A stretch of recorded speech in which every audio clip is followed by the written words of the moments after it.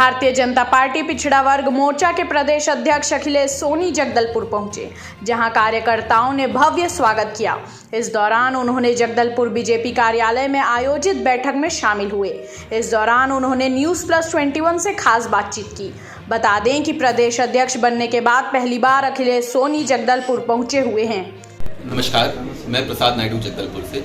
आज हमारे बीच पिछड़ा वर्ग मोर्चा के प्रदेश अध्यक्ष श्री अखिलेश सोनी जी उपस्थित हैं। देखिए, भारतीय जनता पार्टी पूरे देश भर में ओबीसी समाज को सम्मान के साथ जीने का अधिकार देने और ओबीसी समाज के प्रगति के लिए अनेक फैसले लगातार ले रही है। उदाहरण के लिए मैं बताना चाहूँगा कि प्रधानमंत्री नरेंद्र मोदी जी ने पिछले 70 साल से ओबीसी आयोग तो था, लेकिन ओबीसी आयोग को कॉन्स्टिट्यूशनल राइट नहीं था, संवैधानिक अधिकार नहीं थे। प्रधानमंत्री जी ने उसको संवैधानिक अधिकार दिया। जिस तरीके से एसटी/एससी कमीशन को कॉन्स्टिट्यूशनल राइट है, वैसा अधिकार संपन्न बनाया है, जिसमें कि देश भर में कहीं भी ओबीसी समाज के अधिकारों का कहीं हनन हो रहा है तो उसका अपील हम कानूनी तौर पे कर सकते हैं। ऐसा एक बड़ा अधिकार संपन्न प्लेटफॉर्म बनाने का काम।